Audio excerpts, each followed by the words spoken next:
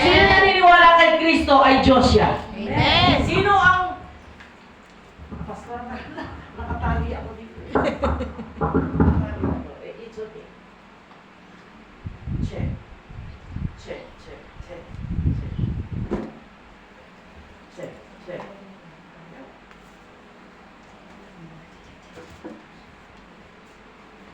Check, check. Alam niyo po ba, pagkagising mo ng sino gustong maging matagumpay ang buhay? Amen. No? Kasi sa mundong ito po ngayon, you know that God gave us the authority. Binigyan tayo ng otoridad ng Diyos, ng kapangyarihan to trample the work of the enemy sa buhay natin. Hello? Para hindi tayo, kasi alam ng Diyos sabi nga doon sa exhortation kanina in John 16:33, sabi niya, this world is a lot of troubles. But this is only a temporary. Because God is overcome already. Amen po ba? So, ibig sabihin, napagtagumpayan na ng Diyos. Naniniwala ba kayo dito? Amen. Napagtagumpayan na ng Diyos sa krus ng Kalbaryo, nung naibuhos ang kanyang dugo, napagtagumpayan niya. Yung kamatayan niya, panalo tayo. Amen. Hello? Kaya huwag mong ipatalo ang Diyos sa buhay mo. Kaya nga, nung earthly ministry ng Diyos, nahihirapan ako dito. Masyadong matinig. Maiko. Nung earthly ministry ng Diyos na nandito siya, bago siya umalis, binigyan niya tayo, sabi niya, I will give my spirit to you. Hello, are you there? Amen. Kaya nga, ang espiritu ng Diyos ay nasa atin. Ngayon, lahat ba merong espiritu ng Diyos? Hindi. Kung gumagawa ka ng mali, hindi ka sinasamahan ng espiritu ng Diyos. Are you there? Are you agree with me? So, hindi ka sasama ng Espiritu ng Diyos. Nandyan lang siya, pero hindi ka iniiwanan. Pero, hindi ka sinasamahan doon sa gawa mong mali. Hello, are you there? Kaya nga, dapat, kaya nga sa panalangin ko lagi, yung natutunan ko, lagi, every day in my life, pag gising ko ng umaga, kino-confess ko, kasi binigyan tayo ng authority, ng power, ng kapangyarihan ng Diyos sa ating bibig. We need to confess.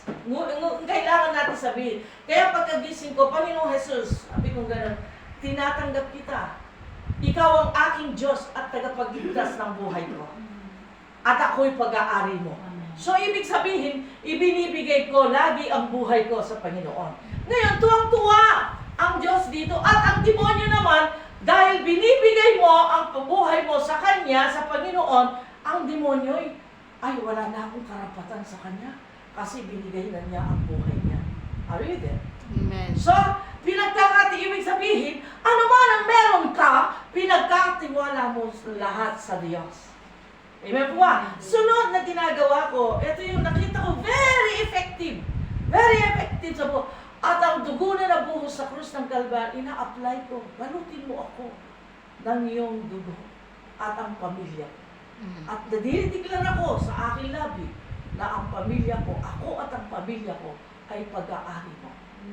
At ang pangatlong ginagawa ko sa paggising ko ng umaga, kasi authority itong pinag-uusapan natin ito Kaya kung bakit tinuro ito, sinasabi ito sa inyo, dahil para hindi tayo matalo ng kaaway. Authority. Authority ang binigay ng Diyos sa atin. Binigyan tayo ng otoridad ng Diyos to trample the work of the enemies. Kaya hindi ka dapat Kristiyano. Sabi nga natin kanina, we are Christian. Nasa atin na ang Diyos. So hindi tayo dapat talunan. Amen po ba? Hindi tayo dapat. Kaya ka lang nagiging talunan dahil hindi mo ginagamit. You don't acknowledge yung Word of God, yung power, yung ginawa ng Diyos sa buhay mo. Kaya ka naaalipin sa kahirapan, sa karamdaman, kalungkutan, lahat ng mga gawa ng kaya para mapahiwalay ka sa Diyos. Amen po ba? So, ang pangatlong ginagawa ko, sinasabi ko, Lord, masigit, dahil nasa iyo ang Diyos, nandun ang Espiritu ng Diyos. Masigit na makapangyarihan ang iyong Espiritu na nakatira sa akin, kesa Espiritu na nandito sa mundo. Hello? Tama po ba? Amen. Ito yung lagi mong gamitin early in the morning, every day. Ipapaalala mo sa demonyo na ikaw ay pag-aari ng Diyos. Yes. Na ikaw ay may authority na ibinigay ng Diyos. Na ikaw ay kabahagi ng kaharian ng Diyos. Dito pa lang sa lupa, you can use the power na I tell you, church, hindi namatay ang Diyos sa krus ng Kalbaryo na para sa for nothing. Mm. Naniniwala po ba kayo? Amen. Hindi siya namatay na gano'n. Kaya lang nagiging walang kwenta, walang power yun. Dahil hindi natin ginagamit. Lagi tayo nakafocus doon sa bagay dito sa mundong ito.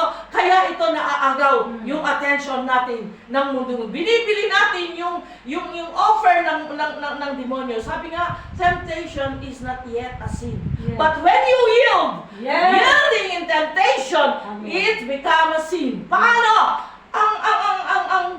Yung binubuntis mo ang kasalanan. Mm. Pag nanganak ito, ayun magiging kasalanan. Mm. Amen po ba? Hello, are we there? Amen. Ito yung sinasabi niya. Kaya nga sabi ko, Lord, paano? Kasi marami, nakikita niyo na sa mundong ito, nakikita natin masyadong, very rampant na yung gawa ng demonyo. Tama? Wala nang panahon ng tao sa gawain ng Diyos. Ayaw nang makinig. Ayaw na manalangin. Ayaw na, wala nang panahon. Mas gusto nila yung applause ng mundong ito. Yung puri ng mundong ito. Yung mga bagay na nandito sa mundo. Yung offer ng mundo. Ito yung gusto ng tao. Yung kasiyahan ng mundo. Nagiging boring na sa kanila yung gawain ng Diyos. Yung pakikinig at pag-aaral ng salita ng Diyos. But I tell you, church, sabi ko nga, nakikita ko lagi, hindi ba nakikita ng mga tao na ang Diyos ay palapit ng palapit na dumating? Mm. Every day in our lives, every minute, dumarating ang Diyos. Hello, are you there? Are we ready? When God comes, when God, yung mag-ano na ang Diyos, are we ready? Mag-rapture ang Diyos, are we ready? Ready ka rin bang maiwan? Napakahirap, kapatid. Ready ka bang maiwan? Ready ka bang makasama?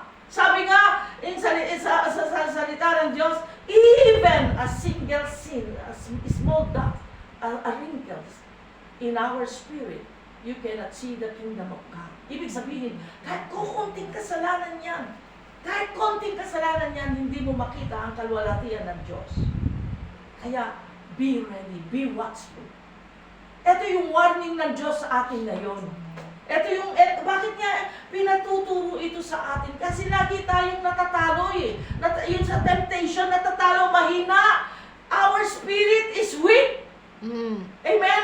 Amen. Gusto natin, pero ang lakas ng Hatak. hihatak ng mundo sa atin. Mm. Hello? Kasi why? Hindi natin pinifeed, hindi natin pinapakain ng salita ng Diyos ang ating espiritu. We just listen, we just hear the Word of God, but hindi natin ito pinapakain sa ating buhay. Paano natin kakain? Take the Word of God. Marinig mo lang palabas dito, hindi mo dinidiretso sa puso. Mm. Kaya naman, it is useless. Amen? Ang binibigay ng demonyo, kahirapan sa atin. Pero, minsan, dahil sa kakulangan, bumibigay tayo, nawawalan tayo ng time sa Diyos. Amen. Hindi, dapat doon ka pa nga magtiwala. Yun ang magiging tools na gamitin mo yung hagdanan, yung hirap na yun, yung problema yun, Amen. tungtungan mo para maabot mo yung Yes. pangako ng Diyos. Amen. Hindi Amen. ang problema ang tutungtong sa iyo. Yes. Do not stop when you are there already. You are there. Kapag nandun ka sa sitwasyon na napakahirap, stay in the presence of God. Yes. And God will do something. Basta nagtiwala ka, sabi mo nga, nanalangin ka, pumunta ka sa Diyos, pinagkatiwala mo sa Diyos, He will do the rest. Amen. Ito yung lagi namin sa devotion namin. Ito yung lagi namin God will do the rest. As long we pray, as long we trust, as long we listen His word and obey, God will do the rest. Yung hindi natin natapos, yung hindi natin kaya, ang Diyos ang magkukontrol nito at hanggang magtatapos sa atin. Pagising mo ng umaga, nandyan na. Hindi mo alam, unti-unti nakakalabas ka na doon sa sitwasyon na hindi mo malabasan. Mm. Hello, are you there? Amen. But paano to? Paano, Bishop? Kailangan willing ka. Yes. Kailangan willing tayo. Amen po ba? Mm. Willing tayong galawin ka ng Diyos. Willing kang pakialaman ka ng Diyos. Hello, are you there? Amen. So ito yun, kaya nga, ang sinasabi na, I will give you some verses, na napaka-powerful na verses na to. Then makita mo sa buhay mo, kapag lagi mo itong kino-confess, yung salita ng Diyos sa buhay natin, at ito'y nagiging tool natin, I tell you, magiging matagumpay ka. Hindi ka, ay, kumusta ka na sis? Ito, ganun pa rin dati. Walang nagbago. Walang nagbago. Araw-araw, di ba? Dapat may binabago. Kahit meron pa, huwag mo titignan yung mga bagay na yun. Matatapos din yan. Amen. And are you there? Matatapos din yan. Eh, sis, kumusta ka naman? Ito, nahiya ako sa Diyos kasi ako makasalanan. Sino bang hindi makasalanan? Hello, are you there? Lahat tayo makasalanan. Kaya nga lumalapit tayo sa Diyos. Amen. Hello, are you there? Huwag kang magpalayo sa Diyos. Alam mo palang makasalanan ka eh. Eh, di lumapit ka sa Diyos. Yes. Ikaw sis, kumusta ka? Ito, naghihirap kaya nawala ako. Naghihirap ka pala eh. Di ba ang Diyos ay mayaman? He will supply all our needs according to your riches and glory. Amen. Hello, are you there? So, ibibigay ng Diyos kapag ikaw ay nagtiwala, inilahad mo sa Kanya. Ibibigay mo, hindi ka pababayaan ng Diyos. Bibigay ko po yung powerful na, kasi sabi niya, in Matthew 16. Paborito ni Pastor Abet, ito na verses. Matthew, isa sa kanya ginagamit niya Matthew 18:18. Ako naman, parehas lang si Matthew 16:19. Ano ba sabi niya? Ang pagkaiba lang niya dito, sabi niya gano'n. I will give you the keys. Ano ba sabi niya? I will give you the keys. Alin? Ano? Of the kingdom of heaven. Ano? Napakaganda nito, di ba? Ibibigay ko sa iyo ang susi ng kaharian Ng Diyos. ng langit. Tama po ba? Ano ba ang meron sa kaharian ng langit? Ano ang meron sa kaharian ng langit, church? Anong meron? Kayaman, kasaganan. Amen po ba? Nandun lahat. Kagalakan, kapayapaan, nandun lahat. Sabi niya, I will give you the key. Anong gagawin mo sa key? Tanggapin mo. So, pagkatapos mo tinanggap, anong gagawin mo dito? Gamitin mo siya. Para sabi niya, I will give you the key of the kingdom of heaven. Kaya dapat, wala palang mahirap. Kaya habang binabasa, dapat pala walang mahirap. Dapat pala walang malungkot. Dapat pala walang broken hearted. Dapat pala walang may karamdaman. Tama po ba? Amen. Dapat pala walang ganitong buhay na mahirap. Kasi bakit binigay na ng Diyos sa atin yung susi ng kaharian niya? Hello? Ang binibigyan na, ang tanong ko dito, sino ang mga binibigyan niya? Mga anak niya, yung nananampalataya, sumusunod sa Kanya, yung may kaugnayan sa Diyos. Amen. Hello, are you there? Sabi niya, napakaganda, napakasimple lang ito. Sabi niya gano'n, I will give you the keys. Sabi niya gano'n, of heaven, kingdom of heaven. And whatever you bind on earth, you shall be bound in heaven. And whatever you lose here on earth, you shall be loosed in heaven. Ano ba sabi niya? Anong ibig sabihin? Kung ano, bibigyan kita ng kapangyarihan. Kung ano ang tatalian mo dito sa lupa, siya ang tatalian sa langit. Anong ibig sabihin nito? Kung ano ang kakalagin mo dito sa lupa, siya ang kakalagin ko sa langit. Hello, nandito tayo sa lupa, di ba? Asan ang Diyos? Sa langit. Sa langit, tama po ba? So, ibig sabihin, binigyan ni susi sa atin, gamitin natin to. Ano sabi niya? Ano man ang tatalian mo sa lupa, ano man tatalian natin dito sa lupa? Kahirapan. Karamdaman. Tama po ba? Yung lahat ng gawa ng kaaway, talian mo yan. I will bind you in the name of Jesus, and I cast you in the lake of fire. At ang Diyos, anong gagawin niya sa langit? Naririnig niya yung panalangin mo, yung sinasabi niya, gagawin niya ito at itatapon din niya. Amen po ba? Then, ang pakakawalan mo, kasaganan. Ano? Lord, I lose in my life. Pinapakawalan ko sa buhay ko ang kagalingan, ang kapayapaan, Yes. ang kaligtasan sa pamilya ko, ang kasaganan. Tama? Amen. At pakakawalan ng Diyos, ibubuhos niya sa iyong buhay. Ano, are you there? Napakasimple, tama? Pero nakakalimutan natin gawin. Bakit? Dahil nananaig ang kasalanan. Nananaig. Wala tayong panahon. At hindi natin alam gamitin ito. O susi yan. Sinalpak mo sa pinto, hindi mo naman inikot. Hindi yan mabubukas ang pintuan. Are you there? Amen. May susi ako. Para saan ito? Hello? Hello? Amen. Kailangan alam mo saan gamitin ito. Kaso, hindi mo alam gamitin dahil hindi mo alam yung pangako ng Diyos sa buhay mo. Kaya dapat makita ng Diyos. Kasi the plan of God to us, ano ba yung plano ng Diyos? Alam natin ito. To The plan of God to us is To to prosper. prosper. Jeremiah, alam natin kahit nakapikit ka, alam mo ito, to prosper you, to prosper us, not to harm us.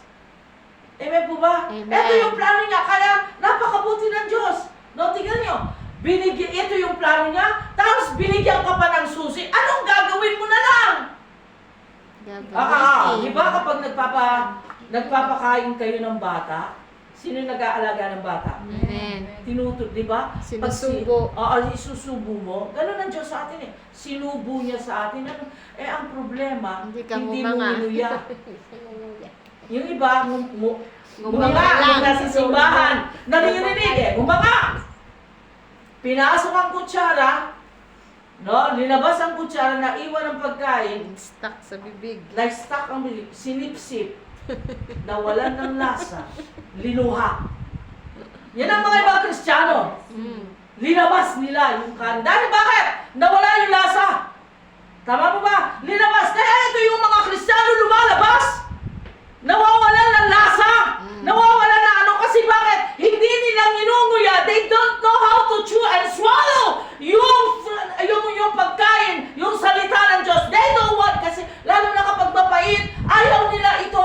Iluluwa nila. Kaya hindi sila lumago. Hello, are you there? Amen. Ayaw ng Diyos. Yung mga ganitong Kristiyano. No? Yung hanggang forms ka lang. Christian, I will dance in the presence of the Lord. Pero kapag nandun na, hindi na. Iluluwa nila. They know everything. They know the Word of God. Yes. They know the Word of God. They can preach. They can teach. But they did not swallow. Kaya yung nutrients ng pagkain, wala. Hindi sila tumaba. Hindi sila nag-mature. Kaya konting bagay lang, larga. Mm. Talunan. Amen po ba? Naalala niyo, Pastor Raman, naalala niyo sa San Michel, yung kwento sa Biblia, yung illustration, yung mga mangingisda, mga disipulo ng Kristo. Di ba? Nandun sila sa... Laot. Bonus ito. Nandun sila sa bangka. Dumating yung problema, natutulog, kasama nila si Jesus Christ. Mm. Natutulog siya. Dahil pagod, after nag-minister, ang Panginoon, napagod siya, natulog siya, he need rest. Kaya kailangan din nating rest. Rest. Rest, hindi doon kung saan-saan. Rest in the presence of God. To listen the word of God. Hindi rest doon sa kama mo, magbalog-balog ka doon. Hindi yun. Hello, are you there? Rest in the presence of God. Kasi mismo ang Diyos, no, nag-rest siya. Amen po ba? Nanalangin siya. Then, si Jesus Christ, pumunta siya doon. Sinamahan niya yung kanyang mga disipulo. Naglalayag sila. Mangingisda sila. Then, natulog si Kristo. May dumating na problema. Di ba? Ganyan tayo. May dumarating. Okay lang. Ang buhay buhay ay Kristiyano ay masayang masayang tunay. tunay. Akala natin Masayang puro tunay. masaya ang Kristiyano. Hindi. Maraming problema ang Kristiyano. Ako nga kung hindi ko na lang gaganunin ang buhok ko, wala na. Pero I thank God. Every day, araw-araw, di ba, may ginagawa ang Diyos. Amen. Araw-araw, may kasiyahan, may ginagawa ang Diyos. Yung bagay na pinanalangin mo na hindi mo natapos, kapag gabi, ang Diyos ang tatapos. Pagka umaga, papadala niya. Amen. Kung marunong kang manalangin. Kung marunong ka magtiwala. Kasunod dahil sa pagod, Hindi ka na rin understandable lang. naman kuminsan. Pero, sabi nga, kuminsan, hindi mo na kaya manalangin. Salamat, sabihin mo na lang, salamat Thank Lord. you, Lord. Tapos, yun lang. Tama po ba? Hindi mo na nasasabi sa Diyos na, hindi ba doon sa awitin? Minsan pa, O Diyos, ako'y hagkan ng presensya mo. Di ba? Minsan pa'y hawakan ng ang pag-ibig mo. Di ba, nais mong masabi sa Kanya kung ano, yun ang hinihintay ng Diyos. Alam niyo, ang isang Kristiyanong talaga, yung talagang nakakipag-iig sa Diyos. Lesser ang tulog.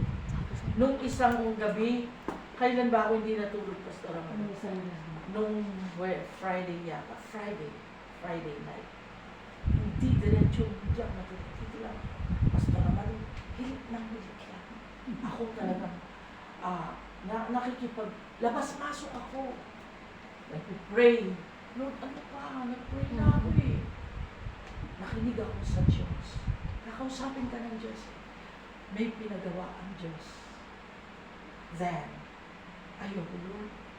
Natatakot ako ng gawin ko ito. Sabi ng Diyos, bakit? Ikaw ba ang kikilos? Sabihin mo lang. Kinabukasan, hindi rin ako mapalagyan. Sinabi ko, mimitin ko. Kasi ang Diyos ay Diyos ng kaayusan. Kaya gusto niya nasa ayos ang kanyang mga anak. Sinabi ko, when I thank God, I give glory. Sumunod ako sa Diyos. Umayos. Kaya minsan, kulang ang tulog natin, pero palalakas. Sabi ni Pastor, hindi ka natulog pero hindi ka ninaantok. Oo. Kasi bakit? Yung lakas ng Diyos. Kasi nakipag-ugnayan ka sa Kanya. Yung lakas ng Diyos ang ibubukas. As long as sumunod ka sa Kanya. Amen po ba? So, eto yun. Kung lagi tayo nakikipag-ugnayan sa Diyos. Nung yung sila Peter, nandun na, ako, no? Nagkaroon ng problema. So, natakot sila, nakalimutan nila. Sabi nila, ginising nila si Kristo. Hoy, Jesus, tumayo ka nga dyan, di mo alintana, nalulubog na tayo. Sabi niya gano'n, sabi nila, di ba? Basahin niyo siya. No, nalulubog na tayo, yung sasakyan, nalulubog na tayo. Natakot sila, nagkaroon sila ng fear. Nagkaroon sila ng takot. Then, sabi ko nga nakalimutan nila si Kristo ay nasa loob siya ng bangka. Minsan ganun tayo nasa loob siya ng bangka. Nakalimutan nila na paano ba lulubog ang bangka kasama si Kristo. Tama po ba? Amen. Minsan ganun tayo Kristiyano. Kung nandyan si Kristo sa'yo, hindi ka niya pababayaan. Ano sa Tagalog? Malulunod. Kasi bakit? Nasa iyo siya. Kaya yung mga ibang Kristiyan tumalon. Buti nga yung mga ibang hindi. Buti nga sila hindi tumalon sa Hindi sila tumalon. Pero ngayon sa literal, sa simbahan, tumatalon sila kapag nandun na yung takot, bagyo, takot na kabag, tumatalon sila, lumalabas sila. Amen po ba? Kung saan si Kristo, nakakalimutan nila dala-dala si Kristo. Oo, Kasama si Kristo. Kaya sabi ko sa'yo, hindi ka pababayan. Kaya lang tayo nagkakaroon ng ganito, hindi natin nagagamit yung salita ng Diyos, yung binigay niyang authority sa atin. Now, I come to you. Ito na ako. Binigyan niya ng susi, ang bawat isa, kailangan gamitin natin. Ito, this is the powerful tool na binigay ng Diyos sa atin. Kanina, binigay niya yung susi, di ba? Amen. Sa kaharian niya. Yes. So, anong nasa kaharian niya? Ulitin ko ang meron nandun dito. Yes. Nandun ang kayamanan, nandun ang bago heaven. Amen po ba? Kapag nananalangin ako, kailangan ko ng pambayad. Lord, mag-withdraw ako ngayon. Totoo to, sinasabi ko, naririnig na, mag-withdraw ako thousands of dollars in Bank of Heaven. Makakapag-withdraw ka kung alam mong meron kang dineposit. Tama po ba? Tama? Amen. Kasi pupunta ka ba sa bangko, sa House and Bank, wala ka naman deposit doon, nag-withdraw ka? Wala kang account, tatawagin nila yung security guard, ipapalabas ka nila. Tama po ba? So Amen. be sure, kaya ako, sigurado ako, nakakapag-withdraw sa langit, sa Bank of Heaven, dahil alam ko may account ako doon na nagpa-register ako sa Diyos, regular ako nagdi-deposit, no? Sa paanong pagdi-deposit, I support the church, and I pray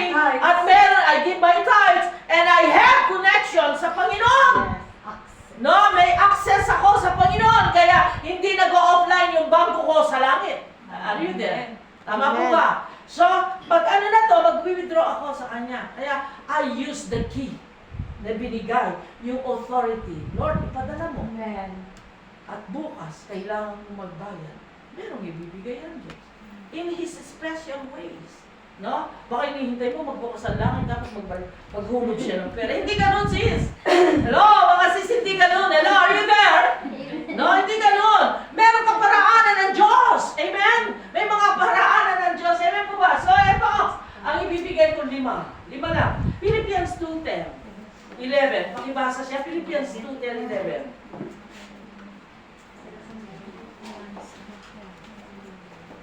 Philippians 2, verses 10 to 11. Oo. That at the name of Jesus, Ah. every knee should bow Ah. in heaven and on earth Ah. and under the earth, and every tongue confess that Jesus Christ is Lord, to the glory of God the Father. Amen? Tandaan niyo to, Philippians 2:10, 11. Sabi niya, sa pangalan ni Jesus, kaya nga di ba nagpapalayas ka o nag-ano ka, in the name of Jesus. Bakit? Very powerful, the name of Jesus. Kaya hindi natin dapat gamitin yung salita, yung pangalan ng Panginoong Jesus. Meron nga kami yung pinsan ko. Kaya nga pag may anak kayo, huwag niyo naman ipangalang Jesus. Hello, are you there? Huwag niyo naman pangalang Jesus. Tapos tatawagin mo yung anak mo, Jesus ang pangalan. Jesus! Punta ka rito! Pinagagalitan mo. Tapos pinapalo mo. Hello! Hindi po pwede. Hindi natin dapat ginagamit yung pangalan ni Jesus. Amen po ba? Because very powerful. May pinsan ako ang pangalan ni Jesus pero lasenggo. Hindi naman lasenggo si Jesus Christ. Amen. Kaya be careful! Nagamitin ang pangalan ng Panginoon. Sabi niya, He's God! Under heaven! Siya ay Diyos! Ang pangalan ni Jesus ay makapangyarihan. So kapag ikaw ay natatakot, kapag may problema ka, kapag mayroong lahat ng in the name of Jesus, I command you, problem get out. Amen po ba? No! Utusan mo, in the name of Jesus. Ako nung isang araw, tagal ko ng Kristiyano, tagal ko na nagtuturo, hindi nga pala nanalangin ang Panginoon nung nagpagaling siya. Nag-command siya. Hello? Ginamit niya yung kapangyarihan. Yes. No? Hindi yung pinanalangin ko ang sakit na ito na ganito bumalik ka. Hindi ganun. Sabi niya, I command you in the name of Jesus, be healed. Amen. So I command, sabi ko, I command my lungs in the name of Jesus, be healed. I command my colon in the name of Jesus, be healed. Command. Because in the name of Jesus, very powerful. Yes. Kaya gamitin niyo ito. Huwag niyong gamitin ang pangalan ng Diyos na maging witness niyo sa mali. Ayan ang Diyos, ginagamit ko sa pangalan ni Jesus na ganito. Pero mali naman ang ginagawa mo. Hindi ka sasama, magagalit ang Diyos. Sabi ko nga yung pinsan ko, Jesus ang pangalan niya. No? Pero lasinggero siya, babayero siya. Hindi naman babayero ang Panginoon. Amen. Hindi naman lasinggero ang Panginoon. Amen po ba? We need to use the name of the Lord doon sa tama. Amen po ba? Remember the name of the Lord. Yung mga iba naman, para maano yung kanilang ginawang mali. Sabihin nila, ngayon, ginagamit nila ang Panginoon. Saksi ang Diyos. Church, wag niyong gagawin ito. Amen po ba? Wag na wag gagawin itong mga bagay na ito. Hello, are you there? Hello? Amen? And that number 2, Luke 11:4.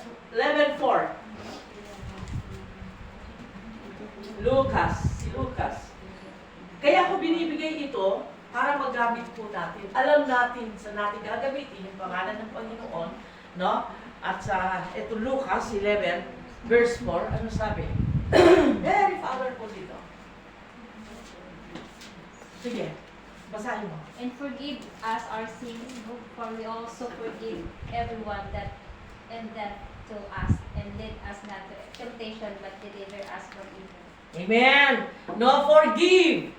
No? Yung bawat nagkasala sa atin, paano tayo makaka-receive ng forgiveness kung hindi tayo nagpatawad?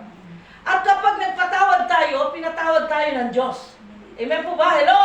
Kaso ang problema sa atin, matagal ng kasalanan, inuungkat-ungkat pa. Tapos humingi ka ng kapatawaran sa Diyos, ikaw mismo hindi nagpatawad. Hindi ko mapapatawad ang kasama ko, ang dami niyang ginawa sa akin. Lahat, paano humingi ka kapatawaran sa Diyos? Paano makaka-receive ng kapatawaran? Mismo ikaw, hindi ka nagpatawad. Sabi niya, before you receive the forgiveness of God, forgive others. Amen po ba? Forgive. When you forgive others, no? Makakatanggap ka ng kapatawaran. Then, yung kasalanan, ilalayo. Kasi malinis na yung puso mo, kapatid. Malinis na yung puso natin. Malinis na yung ano natin. Wala nang buwang ang kasalanan sa buhay natin. Yung parating ka pa lang, ang demonyo, maalis na. Hello? Ay, wala akong appeal dito. Sabihin ng demonyo, wala akong appeal dito sa taong ito. Kasi bakit? Malinis ang puso niya. You know, kahit na nagtatrabaho po kami, nagtatrabaho ko, I always ask God, Lord, forgive me. Kasi every minute nagkakasala tayo. Sa kaisipan lang Kahit nandiyan ka lang sa loob ng bahay. Kaya, Lord, forgive me. When I worship, Lord, whatever sins na aking naisip, na aking nakita, nasabi, nag-doubt ako, forgive me, Lord. Walang puwang ang kasalanan. Kaya anytime na dumating ang Diyos, na yung rapture, kasama ako doon. I can say, makakasama ako. Kasi every minute I ask God, Lord, forgive me whatever sin that I commit. Cleanse my heart. Cleanse me with your blood. And I receive your forgiveness, Lord. And that is the power of God. I receive thy forgiveness, Lord. Hindi mo na uulitin ang kasalanan. Hindi mo na, minsan kasi sinasadyahan na natin meron naman 1 John 1:9. Very 1 John 1:9. If we confess our sins, He is faithful and just. Nawawala ang kapangyarihan nun kapag lagi mo sinasadya ang kasalanan. Hello, are you there? Tama po ba? Hello? Tama po ba? Hello? Kayo mga nasa likod, nakukuha niyo po ba? So kung gusto natin na makasama doon sa kaharian ng Diyos, maiwan kaya, mahirap kaya maiwan? Sino gusto maiwan? Maiwan ka, impyerno. Ito, sabi nila, ito daw ang impyerno, ang mundo. Hindi pa. Pintuan pa lang ng impyerno ang itong mundong ito. Hello, are you there? Pag nakapasok ka na impyerno na talaga, walang tigil na kamatayan. Kaya nasahin po natin maligtas tayo.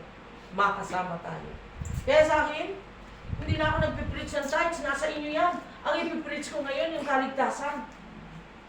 Yung kabanalan. Bahala kayo kung gusto nyo magbigay sa Diyos. Ikaw naman pagpalain ka ng Diyos. Ituturo ko, sinuturo ko, pagpapalain ka rin ng Diyos. But ngayon, boss, ang sabi ng Diyos sa akin, ang very conviction ng Diyos sa akin, ang ituro mo ang kabanalan. Paano sila masama sa kaharian ng Diyos, sa aking kaharian? Hello? Bahala ang Diyos sa simbahan. Bahala siyang mag-provide. Basta ang pinapagawa niya, gawin ko kung ano yung dapat kong ituro. Hello, are you there? No? Forgiveness. Nasa kanila pag natuwid sila, tama ang puso, mismo sila susunod. Alam nila kung ano ang tama, ano ang gusto ng Diyos. Hello, are you there? And sabi ko, let God, I let God. Noon, puro tithes ang tinuturo ko, puro tithes. Pero ngayon, hindi. Sabi ng Diyos, katwiran, kabanalan ang ituturo mo. Kung paano sila magtagumpay sa buhay at paano sila makasama sa kaharian ko. Ito yung sinabi ng Diyos sa akin talaga. Kaya sabi ko, sige Lord, I'll let you kung ano ang gagawin mo. Amen po ba? Because God loves you. And we love you. Kaya naman patuloy kaming gagawin namin. Kaya kung gusto niyo makisama mamaya sa amin, sa pag-evangelize, maglalagay kami ng kartulina doon. We present Christ. Dalang aawit kami doon. Wala kami pakialam. Yan ang ano doon. Wow! Kasi hindi namin alam kung kailan, hindi natin alam kung kailan darating ang Diyos. Hello? Kaya be watchful, be ready para makasama tayo. Number 3, sabi niya, Luke 10:19. Anong sabi niya sa Lucas 10:19? Basta po tayo, nasa doon makita natin. Sige po, basahin niyo. I have given you authority to trample on snakes and scorpions, and to overcome all the power of the enemy. Amen. Nothing will harm you. Ano sabi niya? I will give you enemies. Amen po ba? Hello? So, paano bang nakikita? Ini-imagine nyo? Snakes and scorpions. The snakes and scorpions, sabi niya. Baka mamaya pumunta kayo sa ahas, inapakan niyo siya ng... Hindi yun ang ibig niya sabihin. Hindi literal na ganoon. Sabi, yung gawa, ano ba yung snake? Symbolize ng snake? Kasalanan.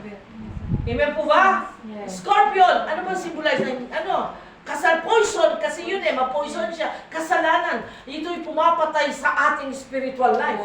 Yes. Amen po ba? Sabi niya, halimbawa, ang kasalanan. Ay, nakakita ka, may asawa ka, nakakita ka na lalaki. Sabi niya, gusto ko siya. Ayan, that is poison, scorpion. Amen po ba? Jezebel. Amen po ba? So, ano gagawin mo? Mahina ka. Pero, mahina pero yung spirits mo. No? Malakas dahil pinapakain mo. You swallow. You swallow the word of God. Sabi niya, greater is He that is in me, that is in this world. Amen po ba? So, doon natatalo ang kaaway. Sabi niya, that's why when we are praying, the work of Satan, we command you in the name of Jesus. Tingnan nyo, yung tinuro ko, ito, Satan, we command you in the name of Jesus. You will remain under my feet. You will remain there. Amen po ba? Sabi niya, to trample the work of the enemies and the scorpion sa buhay natin. So, hindi yung work ng enemy sa buhay natin, hindi. Di ba ang ahas kumakatika? Pumupulupot yan. Hello? Amen. Ang kasalanan, pumupulupot yan kapag pinagbigyan mo. Yes. Hello? Are you there? Hello? Tama po ba? Pupuluputin ka. You cannot play the snake. Remember the snake. Meron yan biter, meron yan poison, meron yan poison sa buhay. Natin? No, venom. Hindi, you cannot play the snake. Lumapit ka. Kung gusto mo akong yakapin. Ha? Tama po ba? Hello? Tama po ba? You cannot dare the devil. Yes. Kaya hindi sila makarating ng church. Amen? Tama po ba? Napuluputan sila ng ahas! Amen. Tama po ba? Pinupuluputan sila ng ahas kaya hindi na sila nakakarating na simbahan. No. Satan, get out in my life. Kaya nga, pag pinuluputan ka na ng kasalanan, pulupot na rin ang kahirapan. Pulupot na rin ang karamdaman.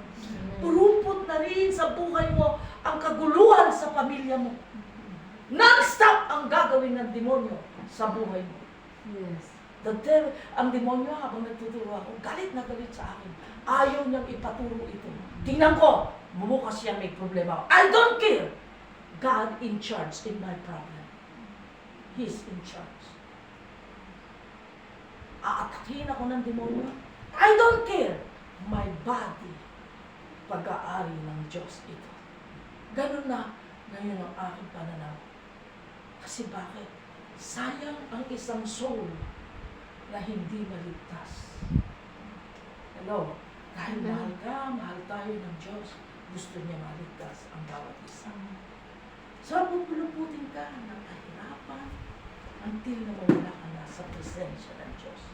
That you are enjoying already doon sa kasalanan. Wala ka na, you know the Word of God, pero hindi mo na nagagamit ito. Hindi mo na ito, wala ka ng panlasa doon. Dahil bakit? You are enjoying. Kaibigan mo na ang demonyo eh. Sometimes, you are laying down, katabi mo na ang demonyo. Ano ibig sabihin dito? Tinutulugan mo na ang kasalanan. Nag-e-enjoy ka na. Gina-justify mo na okay na. Hello, are you there? Amen. Sayang. Number 4, Romans 8:38 and 39. Walang makakapag-iwalay. Sige, pakibasa siya. Sige po, sis. Romans 38. For I am convinced 39. that neither death nor Ah. life, neither angels nor demons, neither the present nor the future, nor any powers, neither height nor depth, nor anything else in all creation will be able to separate us from the love of God that is in Christ Jesus our Lord. Amen? Anong makakapagpahiwalay sa atin sa pag-ibig ng Diyos? Wala. Lalo na ito kapag alam na natin, walang makakapagpahiwalay. Kahirapan, karamdaman, kahubaran. Sabi nga ni Job, hubad akong dumating dito. Hubad akong babalik sa Diyos. Amen. Tama po ba? So, anong makakapagpahiwalay sa atin? Kagaya namin, halimbawa ako, dumating yung kahirap. Matagal na dumating ang hirap sa buhay ko. But I thank God, no? I thank God I'm still here. Amen po ba? Hindi ko iniwan ng Diyos. Amen po ba?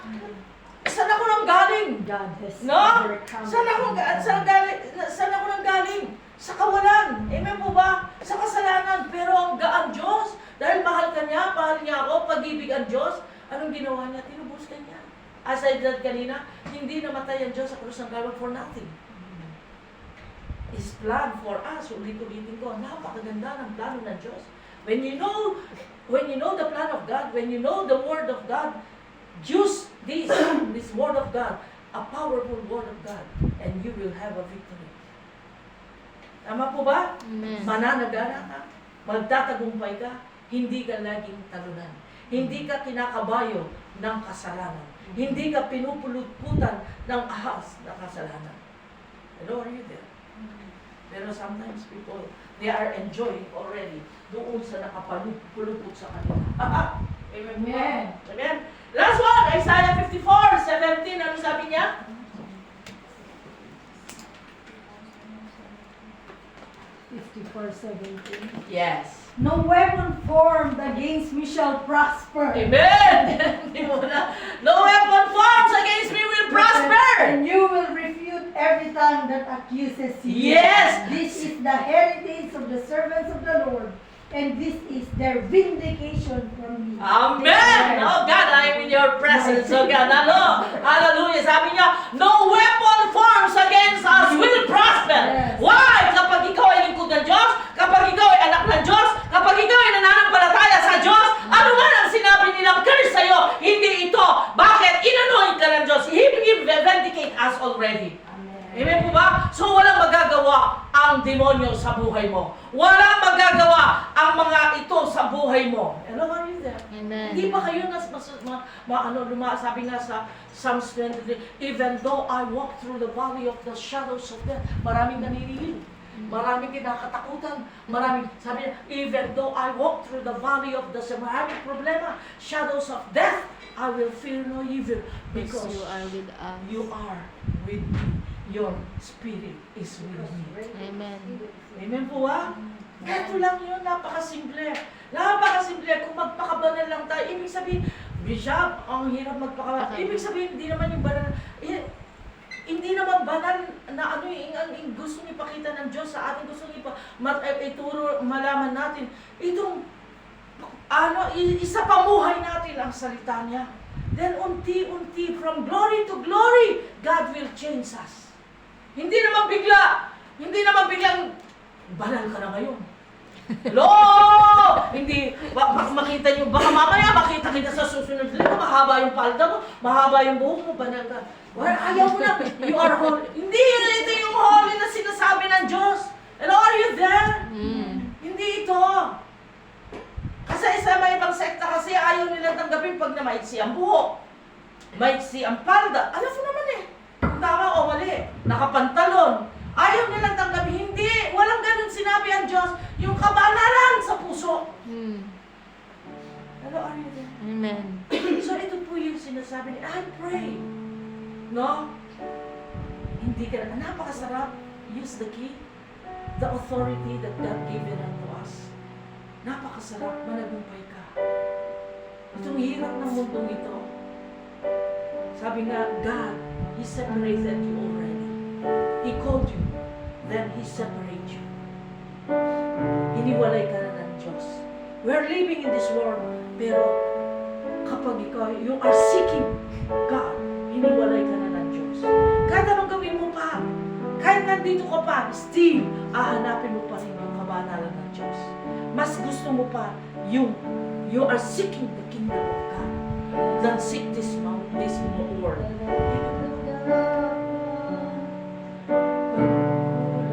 Kaya nga, I encourage you, church. Come. Spread the word of God. Encourage people. Pray people. Pray others. Bring them into the kingdom of God. Nang sa ganoon, huwag tayong matuwag sila'y nahihirapan. Huwag tayong matuwag sila'y nakakasama. Huwag natin i-video pag sila'y nandoon sa mag-iwan ka ng panalangin. Mag-iwan ka, mag-prophesy ka sa kanila. Lord, I pray. I pray. Kahit dinaanan mo, Lord, I pray. Tawagin mo sila. Magkaroon tayo ng compassion. Because God is a God of love. Amen. Amen po ba? Let's all rise